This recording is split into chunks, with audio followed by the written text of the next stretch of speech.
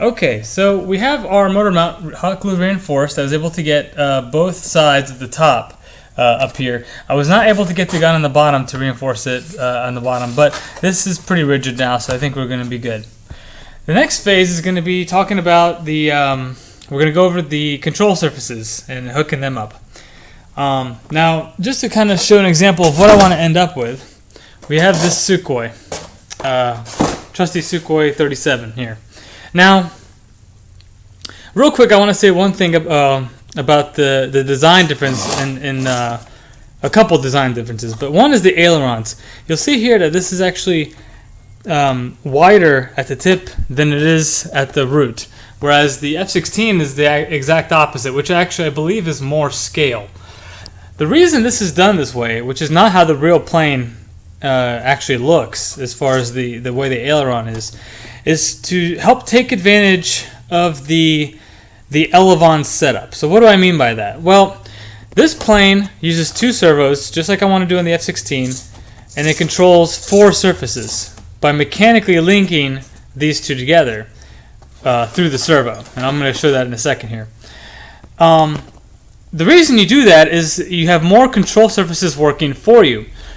Normally, at a minimum, you run the tail control surfaces. And you can actually run these in a mix on your radio.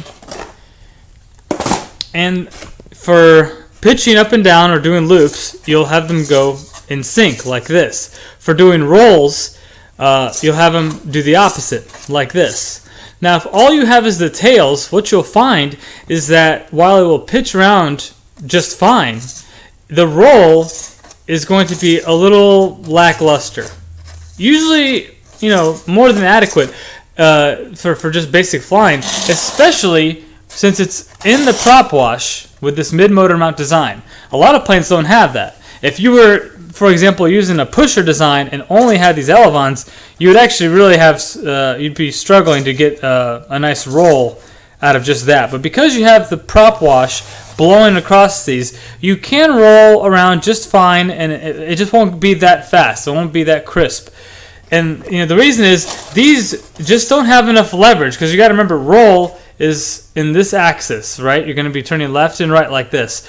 These just don't have enough leverage on the plane. They're so close to the center axis to really manipulate the plane that quickly or efficiently. So it takes a lot of movement to get any sort of roll, even with the benefit of the thrust vectoring, we'll call it. So then that's where the ailerons come in. So you think, well, okay, then I'll just make the ailerons nice and big and it'll roll just fine. Well, it will. The problem is that with these moving up, it's kind of the same situation that I just mentioned with the roll. This being on the back of the plane has a lot of effect on the pitch, which is just broke that. No problem, I'll glue that back. Which is the rolling like this. This is called pitch. Because these are so far away from the center of gravity, these have a lot of effect on that. If you were to try to pitch with your ailerons, they wouldn't do you as much good. But when you mechanically link them like this to take advantage of the extra roll, well, they're going to move for you on the pitch too, because they're mechanically linked. They got no choice. The problem here is that this can actually tend to wash out your loops a little bit and maybe not make them quite as clean. So in order to minimize that, you minimize the surface area by that effect by making it as big out here as possible, so that this outside part has the most leverage on rolling the plane around, while the rest of it doesn't really have as much of an effect. In theory, you could actually almost eliminate most of this and just operate with little a little kind of flap right here at the very end, and that would actually work for you. The only problem you run into is how do you get your control linkage to go all the way out here. As you see, it actually connects right here where these little marks are. That's actually where I'm connected. So hopefully that kind of makes sense of what I'm trying to talk about, but basically this is cut like this, even though the wing is actually pretty much like the real airplane, the way the aileron is cut into here is not scale, and it's done this way so you can take full advantage of the roll you get from ailerons, but not have that negative effect of all the washing out that you get from having a pitch surface this close to the center of gravity. You know, you really just ideally you want your control surfaces to be nice and far away from your center of gravity so that they have the most leverage on the plane. You know, the closer they are, the less effective they become, and so this can kind of wash out the plane a little bit. Now, the one advantage of this, moving along with this, is that you get sort of a built-in spoiler-on effect, which does help the plane handle overall much better at low speeds and high angles of attack. So when the plane is up at a high angle of attack like that, having these up will actually kind of help the wing, keep the wing from stalling. So that is a benefit, because on a more complicated setup, you would actually have these on their own servos, separate from these, and you would hit a switch and you can make these go into spoilers, and that works great for high alpha flying. So you do kind of get that feature built in when you do hook them up mechanically, but you know, it is nice to do it this way with this tapered aileron to get the most out of it. So just wanted to talk about that for a minute. What I really wanted to show you on this plane is the control surface setup. Now you'll see here I got one servo tucked in just behind the spar actually, and I've got one servo and then two rods, one going to the aileron up here and a longer one going all the way back here to the elevon. This setup is pretty much what I'm going to try to replicate on the F-16. Now there is one downside with doing it this way, and it is when you go down, see how the aileron wants to hit the rod right here. Now it's not a big issue because for the control setup I don't have a whole lot of down elevator anyway, and I don't usually need much down elevator, but that is an issue. I could probably actually cut this a little bit to allow this to clear this rod, but that is one little issue you will run into. Going up, it's no problem, you know, because I'm going away from the rod, but when I go down, you know, that's gonna be an issue here, hitting on the rod. So again, for this plane, it hasn't affected me too much because I don't usually have to give so much down elevator to where it matters. But we're trying to replicate the same thing on here. So a couple things that are at play, and I'll use this as an example. First of all, how close are your connections to the body of the plane? See here, I got this pretty close here, and here it's kind of in the middle, which is what you're normally going to end up with because of the way I got the servo mounted. The thing is that you really want to be about a third of the way out ideally, because the more in you are, the more likely that you're going to get some flutter at the tips, because you have air moving across this whole surface, and the only real rigid, stiff part of it is where the servo is attached, which is all the way over here. So the servo is attached over here, trying to manipulate this big surface, and nothing out here to keep it steady. So one thing you can do is add tape or barbecue skewers. Try to stiffen this up as much as possible to prevent flexing at the tip. But even then, you're still making it a little harder on your servo. But unfortunately, it's just one of those compromises you have to make when you're doing these types of setups. So I did hook it up here. If I wanted to, I could have taken my control rod, and instead of making it straight like I did, I could have actually dog-legged it. So I could have actually had it come out here at an angle and then straight back, so that I'd be, you know, further out on the aileron. But I just didn't elect to do that option. But that is something you can do to try to help prevent that and get you a little more leverage on the aileron. So, and on the elevon, you can see I pretty much just followed the body line nice and straight, and then I ended up right about the middle. So the key points of success really are to get as close to to get as far out on here as you can, while keeping a relatively shallow angle. You really don't want a sharp angle to go from your servo. You don't want your servo to be here, underneath the plane. If your servo is mounted here, you don't want to have your your rod going out like at a 45-degree angle to get to the aileron. That's not going to be very good for the servo. You want it as shallow as possible. So again, unfortunately, you just have to compromise. The only way you can really get around that is to mount your servo way out here on the wing somewhere, which not only looks worse, but now you're making an angle to get back over to your aileron, your elevon, and it looks kind of weird. You got kind of a V shape going on. So the other option is to run more servos. You can have one servo here that'll take care of your elevon in the back, and then for your aileron here, you could mount a servo here, or you can do something else. Maybe different linkages or something to grab it up higher here. But you can run 2 servos on these. I'm trying to keep it simple and run 1 per side, so a total of 2 as opposed to a total of 4. So that's one key to success. The other is going to be, again, mounting your servos. Here's some control rods. All a control rod really needs to do is be rigid and connect the servo using here's a servo. One end goes through this arm, through this hole right here, and the other end is going to go through a control horn that you're going to make and install on your surface. Each surface is going to have one. They're all going to be on the bottom. I'm showing you the top here, but everything's going to be on the bottom, so the top will look nice and flush and clean. All your kibble and connections are going to be on the bottom. Now, on some fancier designs, or if you want to make it even cleaner, you can actually try to tuck everything inside the body and have the wires just poke through the foam and connect. That's fine if you can get away with that with your control rod angles and prevent any binding or any weird torques on the servos.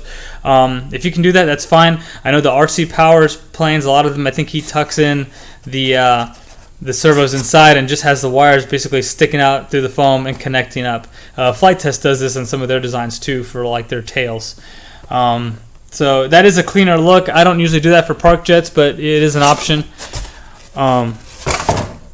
So here are the control rods. Again, you got different ways to tackle this beast, but essentially you can use some sort of stiff rod. This is a carbon rod. You can use a dowel and then put like some bendable ends that are like maybe super glued, and then maybe with some heat shrink tubing or tape to kind of hold them on.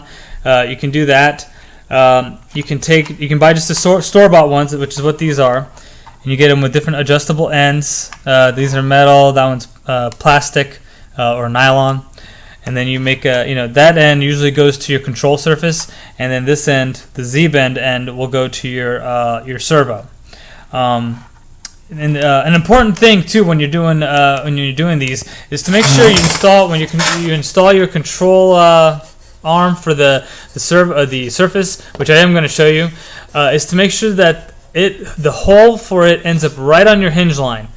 You want to be right on that line. So wherever this is going to end up being on the bottom, but just to show you, you want this to be right on the hinge line when you're done, when it connects to the control surface. That way it has the most leverage. The further out you are, the less the surface is going to move, while the closer to the surface, I mean, if you're right on top of it, it's going to move the surface the most. So we'll talk about it later too. But anyway, so you have that as an option, and then the last option is to take there's more than one way to do this, but the last option I'm going to talk about is I take some of those marking flags from Home Depot or Lowe's that you use to mark like for landscaping or for underground wires or whatever. Take the flag off and use the wire and use that as your control rod, and you just put little Z-bends.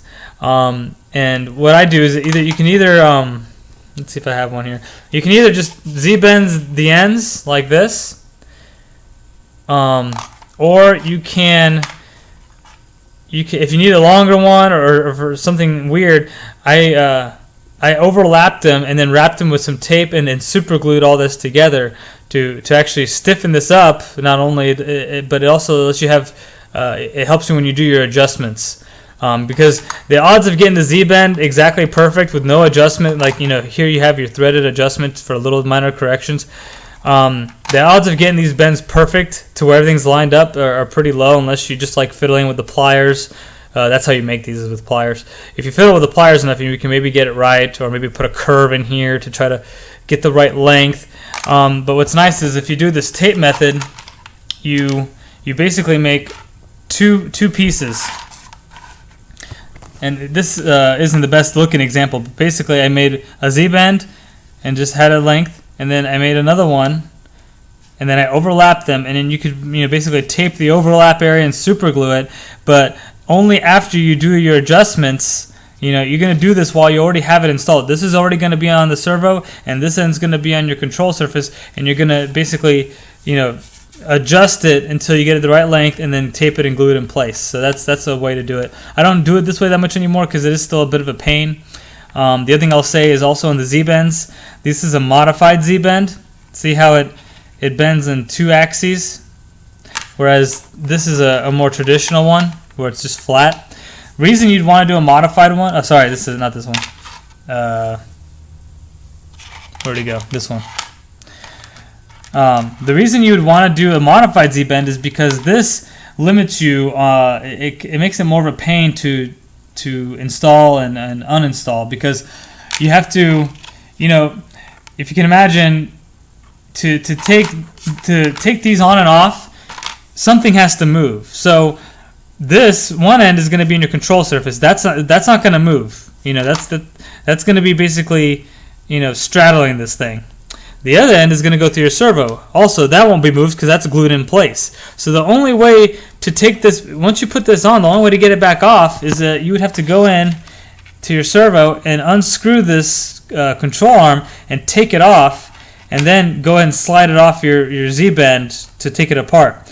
With a modified Z-bend, it's a little bit different. Because it's bent in 2 axes, what you do is more of a twisting motion. So if you put the ends down like I have them there, and then you just twist it, you lock it in, and then you twist it this way to unlock it. So basically, you see how I'm rolling it? That basically locks it into the part and then unlocks it. So you don't have to move anything except the actual control rod. So this is a modified Z-bend. Flight Test uses this a lot to help get stuff together. Now there is another way to do this, and that's with those Dubro quick connectors, where you're sliding this through like a drum, and the drum has a little set screw, and you can use that to adjust the length. I don't have any of those right now, so I can't use them, but if you do have them, they are a nice way to go for making the adjustments. Okay, so the next thing is the placement of everything, the servos and control rods and all that. So going back to my Sukhoi as an example. Okay. Now if you're using brand new control rods, what you're basically going to do is you're going to get a new one. You're going to start off with your Elevon or elevators, match up the pin on the rod end here with the little clevis. Match that up with your hinge line.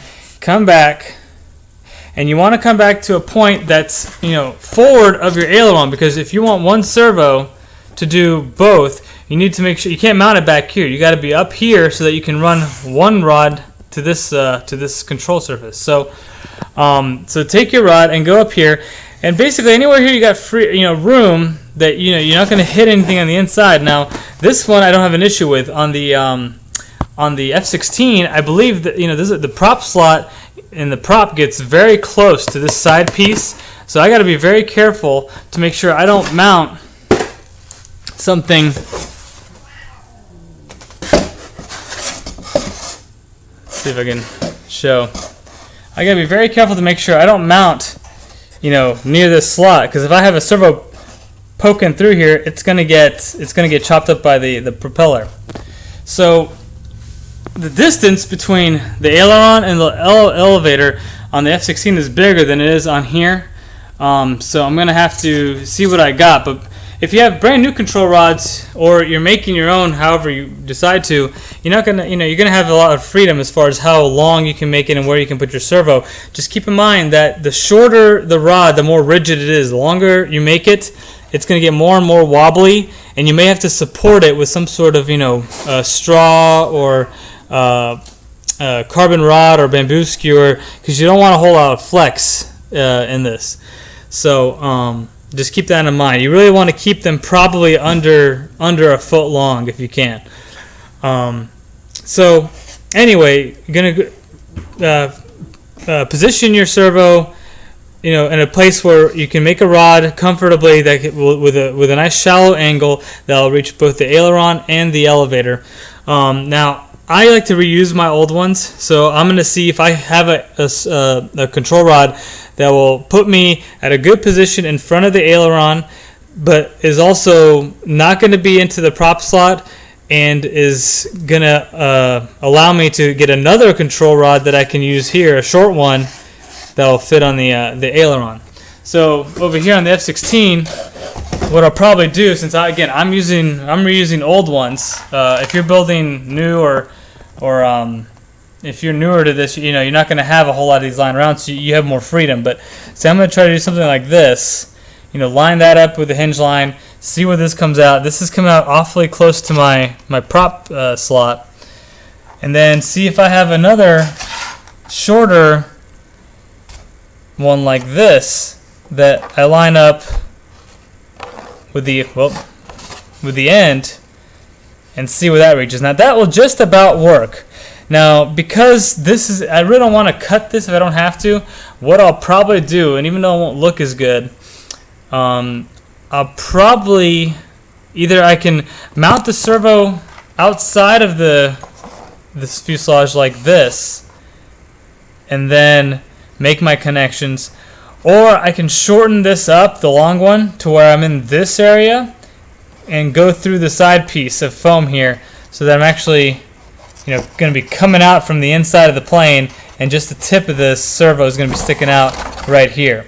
So those are my two options. I may like to do that just so it looks a little nicer.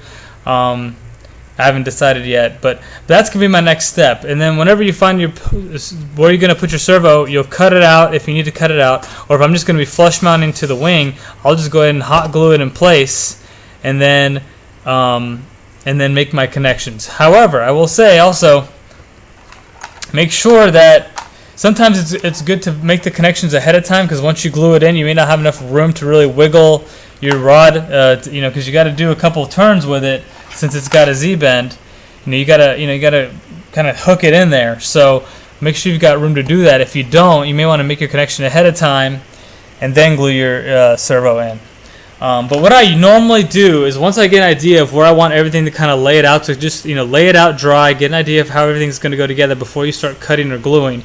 What I normally do personally is I install my control horns on the surface, and then I'll put my servos in. So that'll actually be the next step I'm going to do, and then we'll go from there.